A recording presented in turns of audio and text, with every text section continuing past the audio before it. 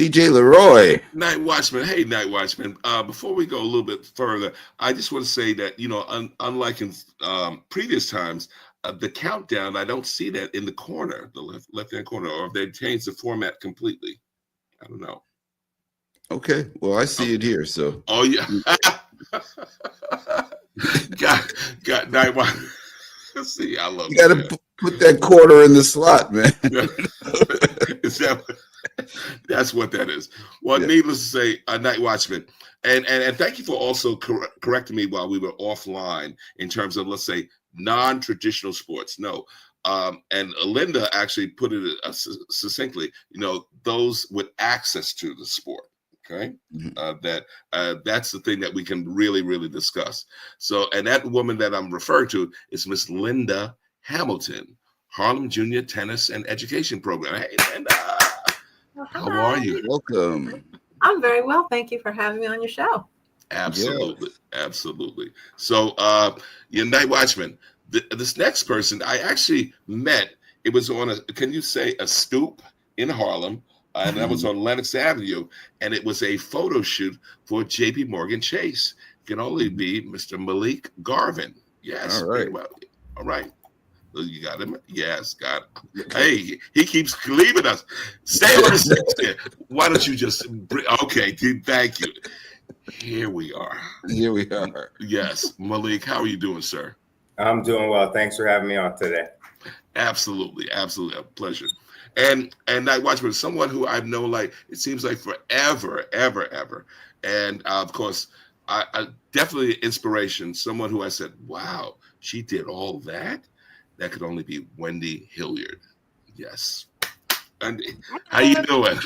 Great, thank you. Can I call you Motor City Wendy? That's a good one. I'll take it. Yeah. Absolutely. So let's start off with you, Lynda. You made a good point in saying how literally it's not non-traditional sports. It's really the access to the, let's say, time and also the ability to practice. Tell us about Harlem Junior Tennis. Yes, time and the ability to practice and the cost. It used to be a non-traditional sport, tennis, for people of color, for children of color, for sure. Mm-hmm. But that's been made more popular wonderfully. But it still is an issue of access to the sport for everyone, equal access for any child to get a racket in their hand and get out there and play, because it is an expensive sport, and most courts are membership based. There are costs involved for equipment. There's costs involved for rental. There's costs involved to travel to tournaments when you get really good at the game and you want to move forward, and tournaments are the pipeline for scholarships. So it was access to all of these issues that is really what we're trying to provide all children. That's one of the main missions of the Harlem Junior Tennis and Education Program. That's one of the main focuses of our mission, which we call building champions in tennis, education, wellness, and life. Mm-hmm. And so, Lynda, tell me this, because I remember Harlem Junior Tennis, but the education component, is that something recent or new?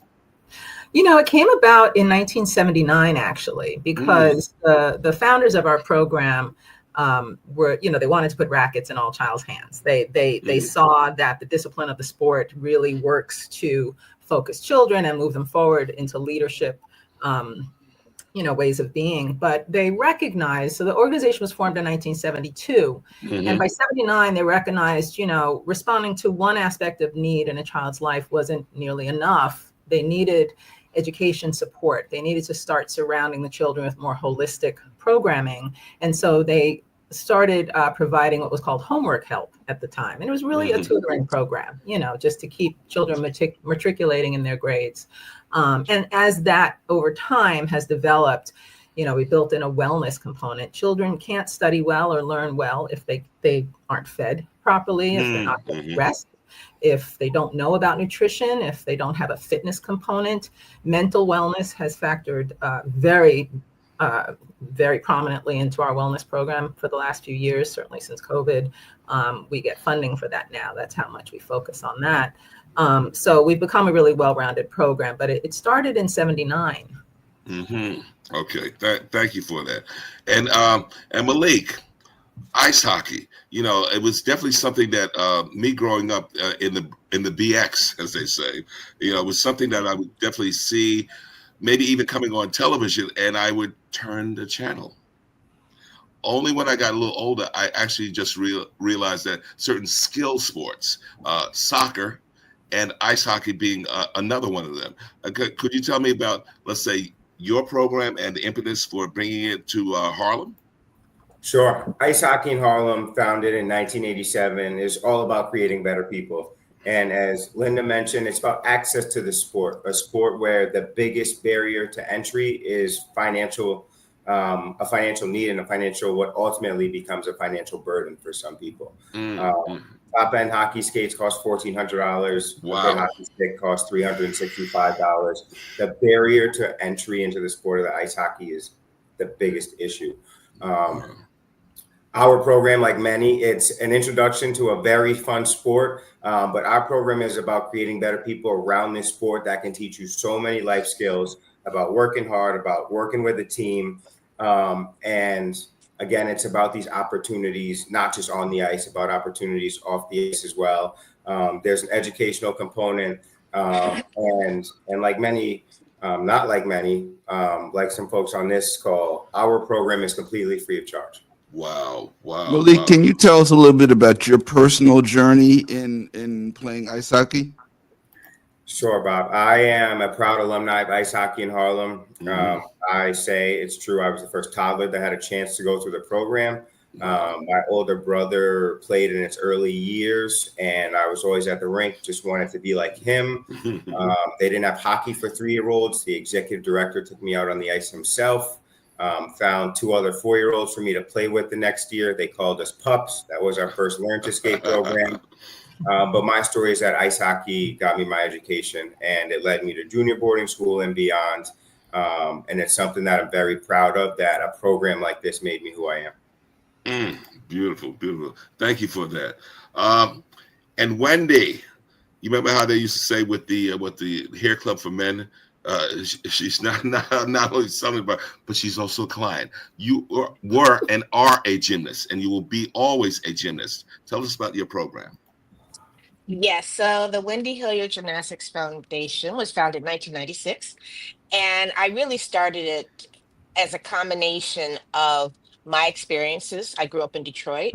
My coaches were from Ukraine, and they were hired by the recreation department. So all of a sudden, we had this really good team, and it didn't cost us but $20 a year. But Wow. I was the first Black to make the national team. My girlfriend made 2 Olympic teams. So it was this model where you had really great coaches and access to sport. So after I coached my gymnast, Alian Backrow Wilson now, to the 96 Olympics, I wanted to go back to grassroots. And we basically provide free and low cost gymnastics for urban communities. Our biggest is here in Harlem, but 10 years ago, almost 2016, I expanded to Detroit, my hometown. And basically, it's like everyone says, it's access is expensive. Gymnastics, all those equipment, the coaches, because you can't have volunteer coaches in gymnastics. Let me be clear. I love my coaches. They love doing gymnastics, but they are not volunteers because it's you have to have the skill set. And most, teachers have to have like 10 years of gymnastics. So at any rate, mine's the same story as Lynda and Malik, that you have to have access. It's an expensive sport. And we're going through our time in the last 10 years or so of popularity with top Black gymnasts. It started with Gabby Douglas, and then she handed it over to Simone Biles, and Simone's like, come on, Jordan, come and train with me. So we've had a good 10, 12 years of the top athletes being Black female athletes in the world, but the grassroots doesn't look like that. So that's why we're here. Wow. Yes, that was a good point, because I'm thinking about, let's say, tennis. So bottom line, we talked about it, a non-traditional sport at first, right? Until the Williams, they explode onto the scene. I mean, you got to go back further than that. Oh, you're going to go to Althea? Is that what you're going to do? Especially because you see the same pattern. Althea came up from Harlem streets, but there was a community support in her playing. And so, Althea was the prototype. And then we've seen different iterations, and then the Williams sisters just took it to a whole nother level. But the the model was developed out of the community, and I think this seems to be the common denominator amongst all our guests about the community activity that helps bring out the excellence, and when the excellence comes out, it really comes out. Yeah. Expand on that, Lynda.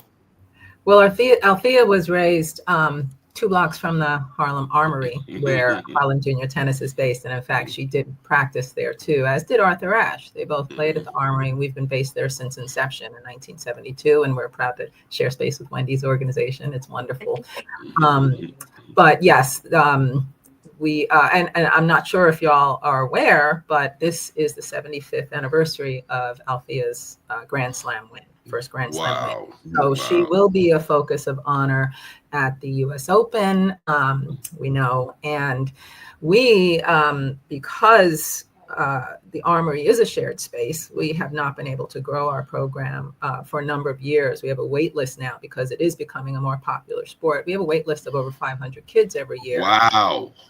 Because, you know, the neighborhood does know Althea, and the neighborhood does know us and our story and where we are, and we just can't take them all. You can't put 20 kids on a tennis court, right? So we are limited in our after school provision to a certain number of children. So we started a capital campaign. All this to say is we are looking to build a new home, and we will never leave the Armory. We're grandfathered and want to serve the children of Central Harlem, where we are based. It's our love, our original home. But we do want to build a new center, and we want to honor Althea Gibson with this building, with this tennis hub facility that we are looking to create. So Althea is, she's the angel of all of this, and she has never received enough flowers for what she did in the sport, and she certainly didn't receive any money for what she did in the sport at the time. So it's time that she got her due and her honor and all the recognition for all the athletes of color, and even just women athletes, that she inspired. Billie Jean King is one of the first female athletes to constantly speak about Althea and what she did, how she inspired everybody. So she is a giant in our sport, and just in elite sport in general. Beautiful. She also played professional golf. She did. She sang. She played professional golf. She was something. Very talented. That's right. Nice. And Malik, I don't know the full history, but could you tell me, in terms of hockey being an indigenous sport, and are we talking about the Aleutian Islands? Or are we talking about Canada? What are we talking about in terms of the development of the sport there? There's many different iterations on the history of hockey. I will say at the professional level, Willie O'Ree was the first Black ice hockey player. He broke the color barrier. We are seeing more diversity in the sport than ever. Still not enough, not close to enough. And my message to our kids is that they have to be the change they want to be, as I have to be the change that I wanted to be. And there are role models in the sport for character, and guys who play hard and women who play hard. And they have to latch on to those role models as well. And they are all role models in their own right. And that's just something that we can't control other than our own actions. And more so, it's the representation that we see is not relatable all the time, because a lot of the players of color in the NHL are from Canada. And I say that in its simplest form. They didn't grow up in an apartment. They grew up in a house. They had a driveway to practice hockey. They had a basement that practiced hockey. Obviously, not everyone has that upbringing, but a lot of people do. And that's very conducive for hockey. And it's a little bit harder to play ice hockey in the city. Yes, indeed. Again, I tell our kids to be the change they want to be, and I'm very proud that they embrace that message. Wow, yes. And one thing I think, Malik, I'm not sure, I may have even mentioned that I ran into a young man with ice hockey in Harlem on a bus, and he had his equipment, he had his skates in the bag, had the sticks and whatnot, and I just said, wow. And he told me also, as you said, the cost. But he said one of the key factors that has assisted them has been getting sponsorships from the NHL. Is that correct? Yeah, we receive support from the National Hockey League and all 3 local teams, the New York Rangers, New York Islanders, and New Jersey Devils in different capacity.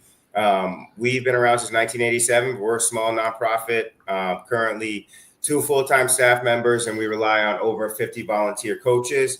And the volunteer coaches and equipment donations, which come from various streams, are how we keep the program free of charge. Beautiful, beautiful. And Wendy, I heard you the first time in terms of coaches, they expect to get paid. So you can start out in your program, of course, free, gratis, right? And get some basic stuff, but taking it to the next level, you need that individual training, huh? Yeah, that's the big part, and I think everybody will understand that when you get good, because there's no reason to start the program. None of us started this so that you can just learn to do it and not be able to take it all the way, and that's where the expense comes. I do have to back up a little bit because I didn't mention the fabulous Dominic Dawes, who was the first Black gymnast to win a gold medal. So Dominic, and she's been a huge supporter of my foundation since the beginning. But going back to the cost and really making sure it happens, it really is about the cost. I mean, I grew up in Detroit, so I was into hockey. Detroiters were like, we were across the river from Canada. We used to get curling on our TV, but still the Blacks are not doing hockey. Do you know what I'm saying? I mean, we grew up in an environment where it was very, very popular. The Red Wings was a hugely popular thing, but still there was no access. So it's really about the cost. And yeah, my Canadian friends, all, they're ice rinks all over the place. That was for them. It's about the access. But getting back to gymnastics is, we're actually going back. We're very excited. We're going back to Riverbank. We did our program at Riverbank for about 10 years. So we're doing an intro program there, just to kind of, really start to go back to make it the biggest pipeline. Because like Lynda said, we don't have enough time where we are. So the other thing about our sports, to get good at it, you have to practice it a lot. It's not something you can do like a couple days a week, a few months a year. To be good, you have to do it constantly year round, and you have to have access to the space. So I think all of us that's our biggest thing, is that we don't have enough space for the demand of what we have, and that's critical. Gotcha. Well, needless to say, and hearing what Wendy just said, Lynda, I know that at your gala, you had a number of of course, past tennis greats, some of the even, I would say, some of the association members and heads. How do you guys keep your stuff going? Is it important that the engagement with the Professional Tennis Association is key? Yes. Well, Harlem Junior Tennis is one of, there's over 250 national junior tennis leagues. So we are a chapter. We're in the Eastern chapter of the USTA. And so we have to apply. It's not a rubber stamp for funding. We have to apply, and we state our case and be compliant. But we do receive portions of funding from the USTA for the work that we do.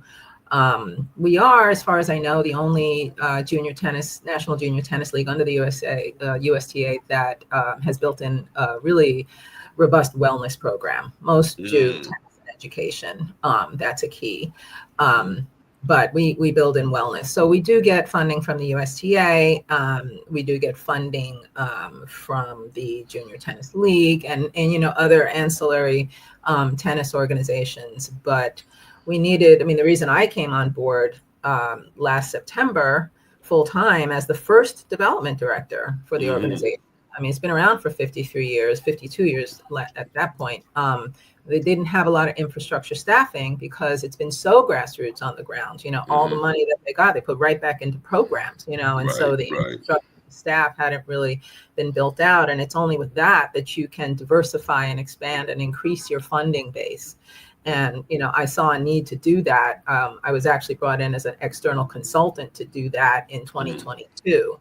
But you cannot do it part-time externally, right, to the level that's needed, especially when a new home is needed. And Wendy really spoke to the issue of access, because it's not just a shared space. It's also, we don't have autonomy for our operating hours, right? And so it used to be 7 days a week in the Armory. And since COVID, I think, I don't know, it was before my time, but we cannot use Sundays anymore. And that was really a time that was given to the elite, tournament playing, college tracking, ranked players that we had. And so we had to simple and talk about logistics, how do we coach these, excellent players to continue on their path. And so, the funding base needed to increase. So I'm talking a little further than your question, but no, this is good. This is good because you speak about that in terms of, let's say, the home, because we know that there's another entity, a Harlem Children's Zone, that oversees the space. Now, besides you and Wendy, are there any other sports programs in there? I don't believe so. Wendy might be able to speak to that. I don't actually work in the Armory as much as anyone else in my organization because I have to write for a living. I have to write grants and, write annual reports, and I'm writing. So I need to be where it's silent and I can focus. So Wendy's in the building more than I am. I show up, I see the program in action, but I don't believe there's another tenant in there. Wendy, I'll leave that. Yeah, tell me about that, Wendy. Are there any other tenants in the Armory besides you two? Well, I wouldn't say we're now called service providers, but I think tennis and the gymnastics are the main service provider. Like outside organizations, they have a lot of programs for the HCC kids, and we both teach those kids. I mean, I will say, especially for our program, those kids, it's part of the pipeline. They get in and we call them exposure classes. So you get to learn, but then they can come through our pipeline. And we have one of those HCZ students, Zaquay Carter, who's out of the Polo Grounds, who's going to the World Championships in November in tumbling. He's on a national team, and he's never paid anything for gymnastics. Wow! So that's like amazing. So, but as Lynda said, we need to be in the Armory when the kids are out of school. Like anytime they're out of school, which is like all weekend until 9 and 10 o'clock at night on the weekdays. That's just how you have to do it. And so that's what's the most challenging for us. Like she said, our autonomy. But we've still, both of us, been able to make it work. As far as it's so important of what we teach the kids. And that's really been our focus, which is why we're so grassroots. Malik can tell you, my first thing is to make sure they do good gymnastics. My coach Zena from Ukraine said, no reason to do bad gymnastics. Like, it's hard. You got to do it over again, but don't do it. Just make it the best. So we have a really great staff. I will say quickly that we just finished our summer camp, and most of our staff were our former students. Right? We had 3 of our elite athletes, 3 of our national team members, all teaching the kids. And so it's really important, the environment that they're in as well. Yes. I have to say, and gymnastics is one thing, like Gabby and Simone and Dominique will all tell you, they had no coaches that looked like them. And that makes a difference. I mean, you can excel if you really have that determination, but most young people in sport would like to feel most comfortable, especially for girls. And so we're really proud of the environment that we have, that they see coaches that look like them and sometimes speak like them. We're right next to Washington Heights. We have a really big contingent of Hispanic students. So that's a community. Important. We're talking community. Nice. And Wendy, certainly I remember when you were running the program out Floyd Bennett Field. Okay. Yep. So compare that space to this space. What thoughts? Tell me. You're going to have me crying.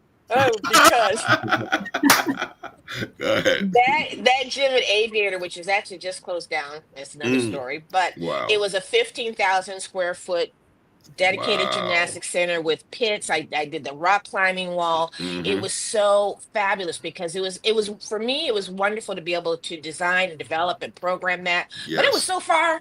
I mean, Harlem, do I need to go through 3 boroughs to get out to where I got to go teach? So, I mean, I developed it. It was really great, but it was not the people I wanted to serve. And so I did it, and I took my elite athletes out there. That's how Alexis Page made the national team. It worked out, but she had to travel 2.5 hours one way from Harlem to go train. I mean, that's just a little bit much. So I came back to Harlem. I loved it. It was great to do it, but I want to have that right where we are.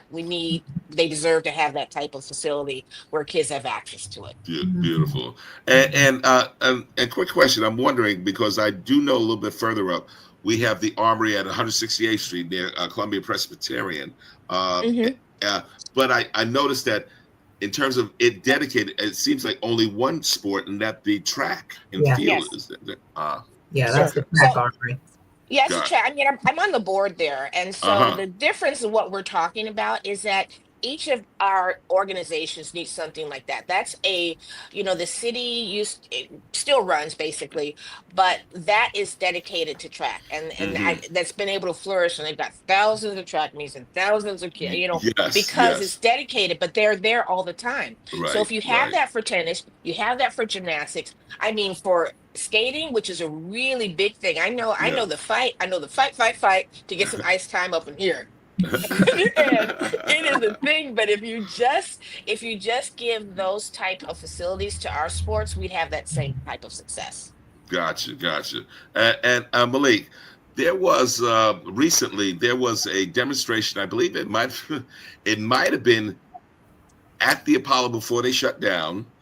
And it had what was it? I believe it was ice skating in Harlem, but they had artificial ice. Now, is that something that I know they can do just regular ice skating, but could they actually utilize that stuff for hockey? It is not great for hockey. It is a great training tool. It's an option for a recreational skater, even on a full-size surface of synthetic ice. There are different iterations of it, but the technology is synthetic ice. But facilities are a big challenge for us as well. Aside from pricing, just locations. And our home rink was under renovation for the past 4 years. Wow. And to Wendy's point of our kids just needing these in our community, our kids who are 9 through 18 have been practicing at World Ice Arena in Queens for the past 4 years. Wow. As Lasker Rink has been under renovation. And as I tell people, our supporters, the buses are full. My problem is, do we need a U-Haul to get the van there any given week? The buses are full, even though it's an extreme experience. Wendy talked about going 2.5 hours one way. Our experience now with busing these kids out to World Ice Arena, which is right around the corner from Citi Field and next to the U.S. Open, is that it's basically doubled the experience and the time of the experience. So it's no longer walk 5 to 10 to 15 minutes to the rink, practice for an hour and a half, and walk 5 to 10 to 15 minutes home. And one group gets on a bus at 5:30. They practice 7 to 8:30. They come back after that. The oldest kids get on a bus at 7:30. They practice from 8:30 to 10, and we get back to 110th Street and 7th Avenue around 10:45 at night every Tuesday night when there's programming November through March. And again, the buses are full. Wow. Parents, the kids, they see the value. It's a safe space where they can grow and develop. And as I mentioned before, there isn't a lot of representation in our sport, but it gives our chance to embrace something that makes them unique, and it gives them a chance to stand out in their community and their school and beyond. Beautiful. Go ahead, Night Watchman. Yes, I wanted to ask you guys about these sports as a pipeline to college. Is there significant scholarship money for these sports, and how is that going? Who would like to take that one? Yeah, I'll take it first. Okay. Go ahead, Lynda. We got you. Go ahead. I may have the shortest answer. But Go ahead, Malik. So ice hockey is a very unique pipeline as it relates to NCAA sports. The average college hockey freshman is 21 years old. Wow. So to answer the question, yes, you will get a full scholarship. You will go to a great school, get a great education, but it's a different pipeline. Players play what's called junior hockey for 2 years after high school. Wow. It's just what the hockey world has turned into in terms of player development. It's a very international sport. You have players in the NHL from Finland, Sweden, Czech Republic. And so that affects the development process, whereas the NFL is just pulling from NCAA college players because it's not as international of a sport. So for us, as I tell people, first and foremost, I don't sell dreams. You bring your kids to this program, they work hard, they will become better people. They will have a great network of this sub-community within our community. I encourage college for kids first and foremost around education. And Malik, certainly we do know about some of the examples of, let's say, a farm system. So would you say that junior hockey is that farm system for the NHL? Junior hockey is the farm system, so to speak, for the NCAA. It's where the NCAA is pulling those players from. Gotcha. The NHL itself does have a minor league, a farm system, and there are very strong professional leagues in Russia and Sweden, and so there are other chances to play professionally and make money outside of the United States as well. Gotcha. Well, I saw you chomping at the bit there, Lynda, in terms of, let's say, pipeline to college. Tell us more. Yeah, that's one of our main focus areas. 100% of our seniors graduate high school, and we're in Central Harlem, and so that statistic could be better for this neighborhood, right? So we are proud to say, our program and the support that we provide helps. We know our kids are going to graduating high school, and about 95% of them go to college. 65% of them go to college on academic scholarship or some other financial aid that's in the mix, and 25% of them go on tennis scholarships. And tournament playing is the ranking system is a pipeline for colleges. The colleges look to the tournament players and their rankings to recruit.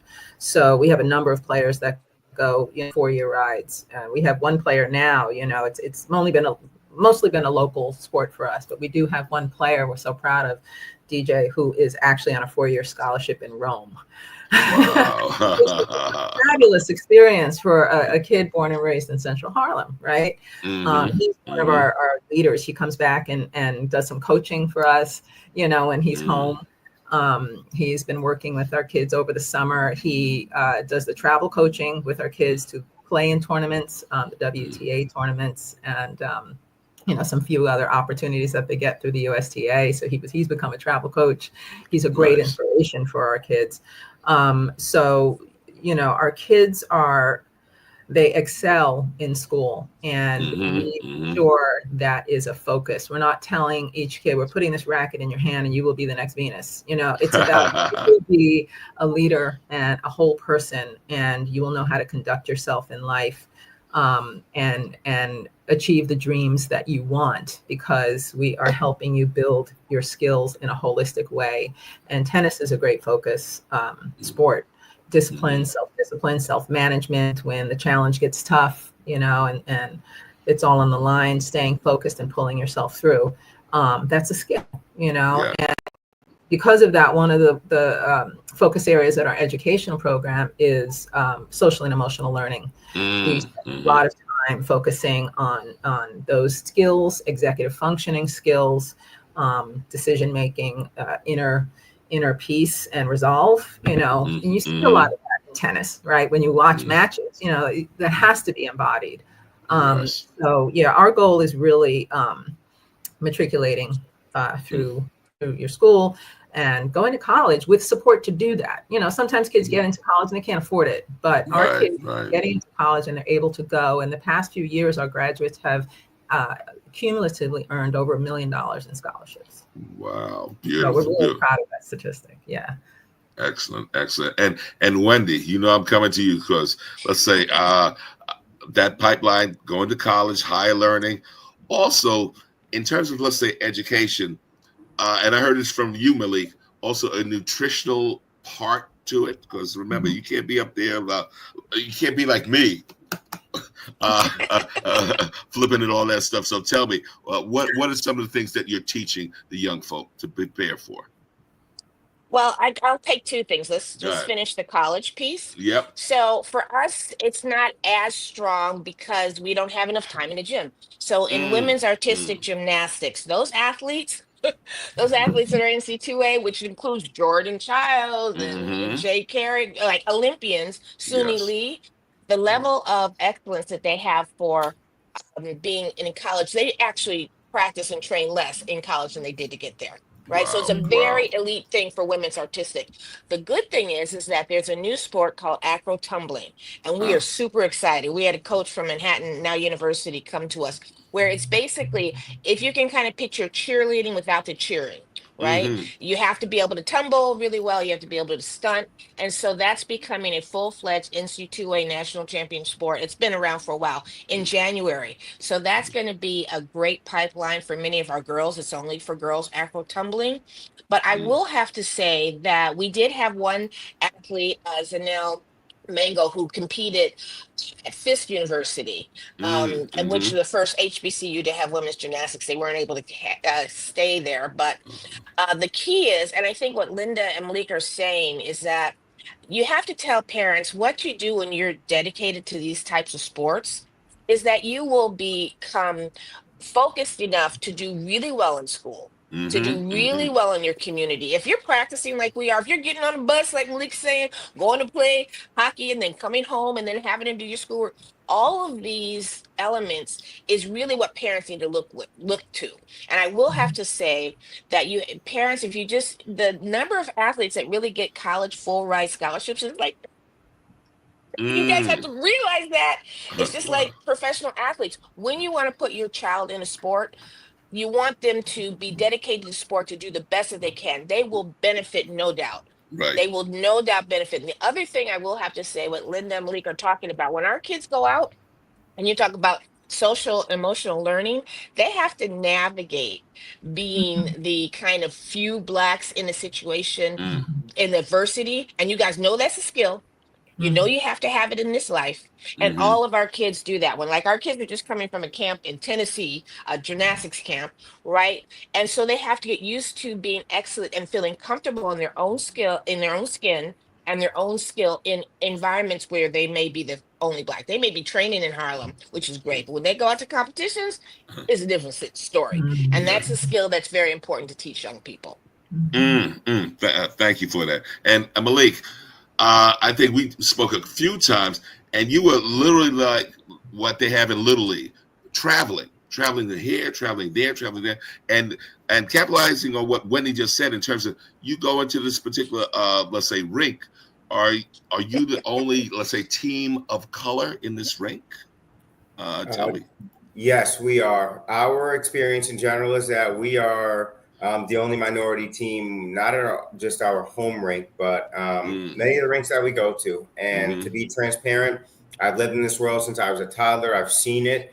But that's not necessarily a given for someone, a parent who doesn't have an experience or a knowledge of ice hockey. Right. And so I've had a parent come up to me in recent years and say, every time we go on the road, we're the only team with diversity and minorities, et cetera. And I say that will not change anytime soon.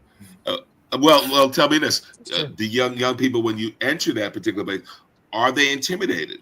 Are you intimidated? Tell me. What do you tell them? Keep them motivated. I will tell you in general that it can be intimidating. It's less intimidating when it's our team and there's 20 of them and they know each other and we have our parents there in full support. But that can quickly change for some of our players who also play travel hockey. For the kids who work hard enough, the sport takes care of itself. We have relationships that place them in other programs, and they play for both programs. They work twice as hard. For them, it's a different situation. They go from being with a team that looks like them to being the only one on their team that looks like them. Gotcha. NightWatchman, remember, you grew up, let's say, in the burbs there in White Plains. So what was hockey a big sport where you grew up, man? Not at all. Plain and simple, not at all. Okay. No. I mean, it might have been. So I lived in a black neighborhood, mixed elementary school and high school. So we had all the traditional sports, but hockey was not on our radar. No. Well, what about, let's say, tennis and or gymnastics? Just curious. Gymnastics was in gym. There was gymnastics. Tennis, no, not so much. We didn't have tennis courts at our high school. We didn't have tennis courts at our elementary school. So no, tennis wasn't really big either. Wow. Yeah. And I guess really, Lynda, when it really comes down to it, it's access to these things. Because if you Fantastic. okay, so you give us an opportunity, and what will we excel? We will excel. We have the opportunity to excel. It's access. It's the expense of the sport. It's the logistics of the sport. Tennis and hockey, right? These are big footprints. These require a huge amount of space to really run a program at certain scale.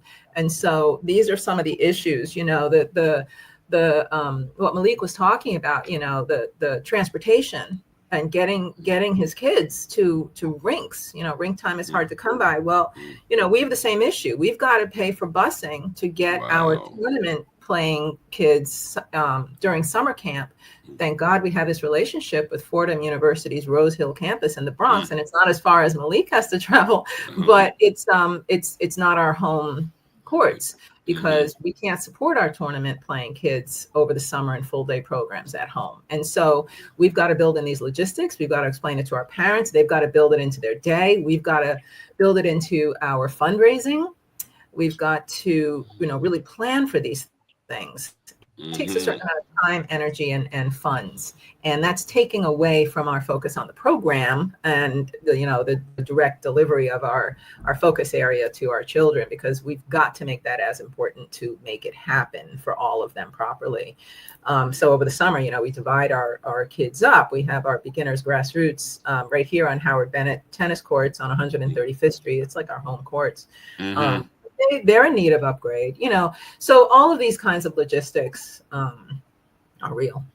Right. And I gotta say, Lynda, so can Harlem Junior Tennis, new facility that meets your needs, can it be based or housed in the Bronx? We're very resistant. It's an identity issue. And we are real adamant about staying in Harlem. Now we're located and we have a dedication and devotion to Central Harlem. We will never leave Central Harlem because we are grandfathered into the Armory's lease. We will always serve the kids who can walk to us, and even the ones who take public transportation to get to us in Central Harlem. It's become a norm. So we're never going to leave these kids, but it will be a smaller part of our footprint because we need a home.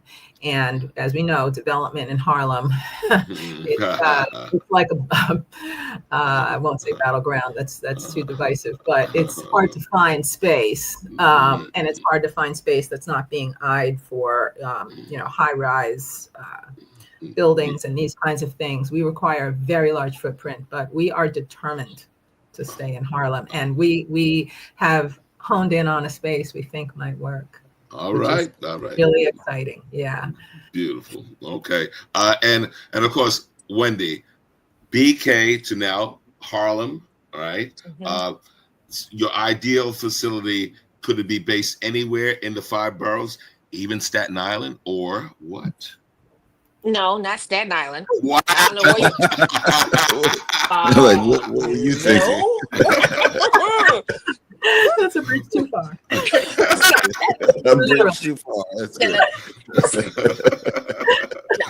No. So here's the thing is that, and Lynda's right. We've been here actually ourselves for over 20 years in Harlem, and so you want the key when you say access is for kids to be able to get to it easily.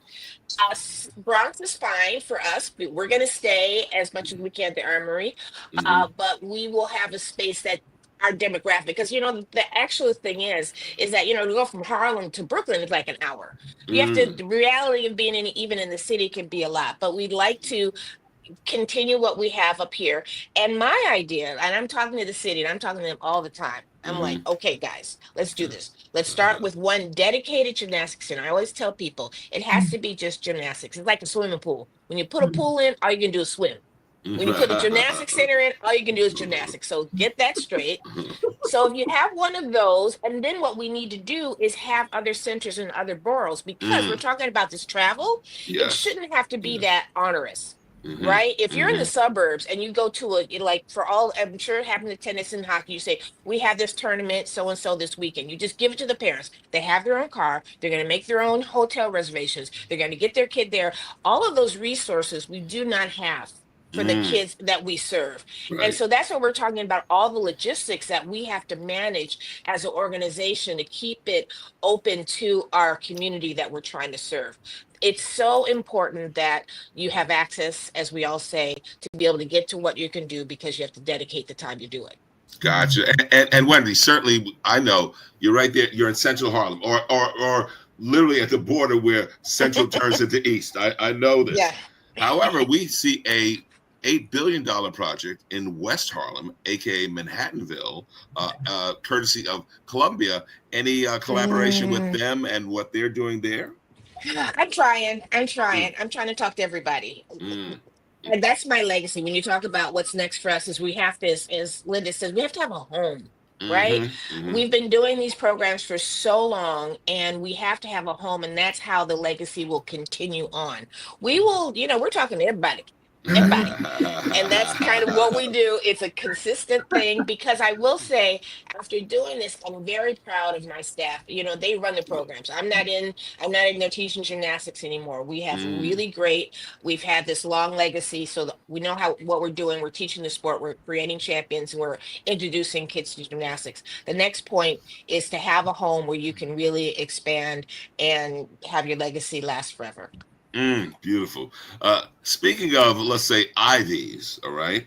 I do remember being first exposed to ice hockey in IV-themed film, and that, of course, is what? Malik? Love Story. So do tell me, so what about you and let's say collaboration with Columbia? No collaboration with Columbia at the moment, but it's on my radar. In general, the use of all facilities in Harlem, to Wendy's point, I talk to everyone. We talk to everyone. We survey the neighborhood. We survey the parks on where we can build a rink, whether it's temporary, whether it's long-term, and we don't stop, because the kids need access in their community. That is what other kids around the country have, is access to the sport in their community, whether they are rich, poor, black, or white. Wow. I didn't know. So I kind of thought, I made the assumption that, let's say, ice hockey in Harlem, I'm thinking Riverbank. I didn't realize that you have let's say, a lot of unincorporated folk from the Upper West Side who come up to Riverbank to skate and do hockey. Riverbank is a low-cost hockey program. It attracts folks from outside of the neighborhood because it's a low-cost option to play ice hockey, and that's a great value. Our program is really to serve folks, including people who don't have the $200 to go play hockey at Riverbank. Our priority is serving low-income families first and foremost, and as a representation of our neighborhood, we predominantly serve low-income families of color. But we are a diverse program, and including over 40 registered girls. Beautiful. That's non-traditional. Yes, Night Watchman, that is true. It's not the WNBA, but it's close. Okay, we got you. Hey, I got a question for Wendy and Lynda. Do you guys ever have any crossover in people who like gymnastics and tennis and want to play both? That's interesting. I mean, we've had some of our athletes do both. I mean, here's the thing. If you come on a Saturday morning to the Armory when we're both going, it's magical. Like you walk in and all these young people just playing tennis, doing their thing. And then you go past the little screen and there are all these kids flipping, doing gymnastics. It is like pretty amazing. So sure, some of the parents go back and forth. And here's the thing that we talk about that people need to really understand, even though we love creating these champions and things like that. It's so important that they have this for the health of their life, to do these sports. Now, I will tell Malik, I didn't tell you, both of my boys did ice hockey in Harlem. I have a story. Both of them did it. So I had to go there and it took me 30 minutes to get all their stuff on, right? I was sweating. I was like, okay, let's put this stuff. But then They opened up the rink and all the kids spilled out on there because they had all of this equipment on and they could do that one. But then, like the next year, when my kids went ice skating with their schools, they were slipping around the rink. It's like they learned this skill for ice skating, which they always are going to have, right? Yes, the same thing for tennis. There's a reason if you learn to play tennis, especially, you can do it your whole life if you learn the skills. And from gymnastics, we do this especially because it's a foundational sport. If you can learn to flip and strength and stretch and do everything, when they leave us in gymnastics, they're like the star of the volleyball team, the star of the soccer team. You know what I'm saying? So people and parents need to understand, even though you want to have a champion in our sports, just having them learn the skills is going to be great for their whole life as people and also good citizens. Wow. Malik, did you know this? I didn't know that. I absolutely love it. And I want to elaborate on that. And in terms of the empowerment, right? Playing ice hockey, you do so much, but ice skating alone is a life skill. And so those kids get to go out, and our kids still experience this. They go skating with their friends, they go with their school, etc., and they get to shine, they get to teach, they get to feel good, and they know what they're doing. And that is the empowerment, and that is something that no one can ever take away from them. Beautiful, beautiful. Can I chime in on that too? Because I think it's true across all of these sports, right? And there's the, Wendy was talking about, there are some kids who will do both, right, in our programs. But I think, those are the recreational sort of after school, it's something that they do, and it's helping to make them a well-rounded human being, and it will be a life skill. And then at some point, if there are certain kids that enroll, in both of our organizations, and it clicks for them in a different way, and they go further with it. And at that point, they do focus on their sport, right? They don't bounce back and forth. It becomes a focus, and it becomes a scheduling to keep them moving on a track that they embody. We're not dragging them along. They embody that, and they do focus on it in a different way. So there's the recreational, social part, and it's usually, maybe some of the younger ones, and it's really important that happens. And then there are the kids where this it clicks, and it's like a needle in a haystack finding that for a child. You can put a violin in a child's hand and it's not the right thing, but you're trying a violin, you're trying the piano, you're trying hockey, you're trying, and maybe you never find the one thing. But when you see a kid click with the sport that speaks to their soul, and that's their focus, they don't bounce around at that point, right? They're focused and they're on their track, and they can take that track into leadership. And we've seen that. I didn't want to take up much time with that, but we're really proud of one of our graduates, who is now our assembly member, Jordan Wright. That's right. He's a graduate. That's right. He's a graduate of Harlem Junior Tennis, as is James Blake. And so these are children of Harlem, and they're not professional tennis players, but you can see the leadership skills there. You can see the focus. I know. James was obviously, but the values of that and finding your thing and clicking with it. That's a different kind of thing. And Lynda, I think I mentioned that my James Archer was also an alumnus of Harlem Junior Tennis. Yep. But in terms of, let's say, taking his ability to the next level, they had to travel out to the Bronx to, I believe, Stadium in the Bronx. Oh. Yeah, and do some more refinement of the skill set. But as you said, he will never ever lose that ability. And so every now and then he's looking to hustle some folks. On you can always fall back on that, right? And tennis was just deemed the healthiest sport in the world. It's it's something that I've started to weave into my narratives now, because I think that's a great little factoid. Well, hold it, Lynda. Some swimmers may take objection to that. I don't know. And some hockey players and some gymnasts, and there are people objecting to it in the press, and go for it. There are who deemed it that. It was some research that I have read about in a few different articles. Some doctors that stated that it adds I think 9 years to lifespan playing tennis. Interesting.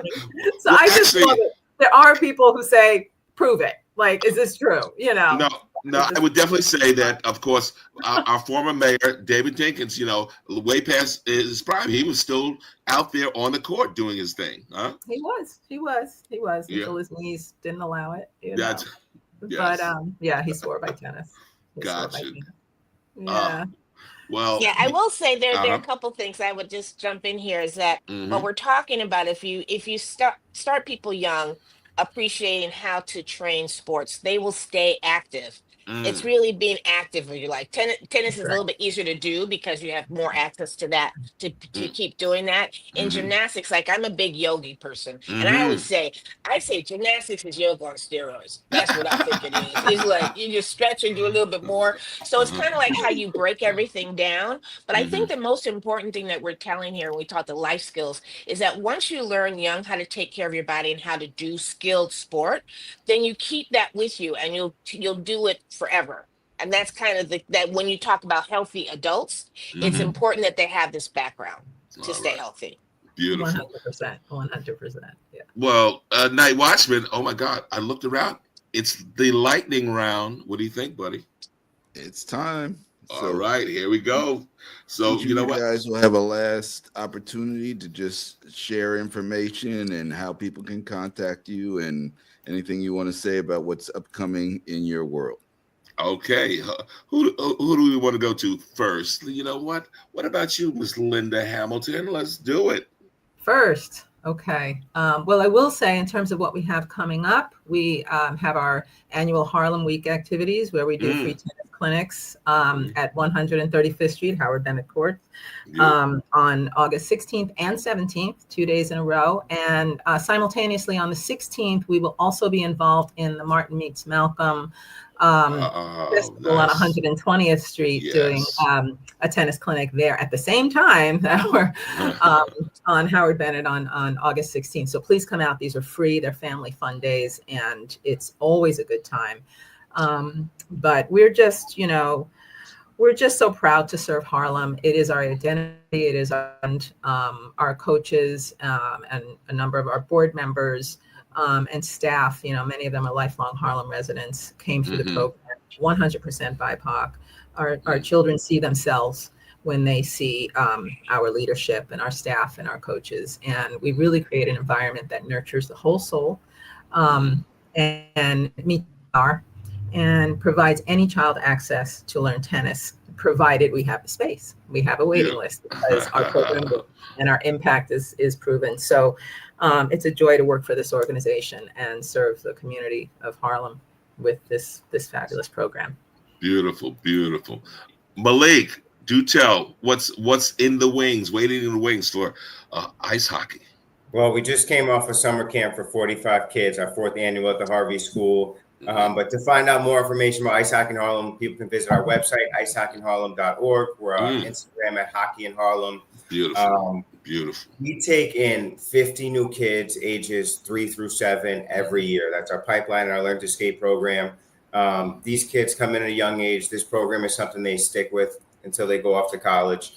And we're looking for boys and girls to join every year. No skating experience required. All you got to do is bring them. And we will teach them, and it's a safe, positive place where they can grow and develop.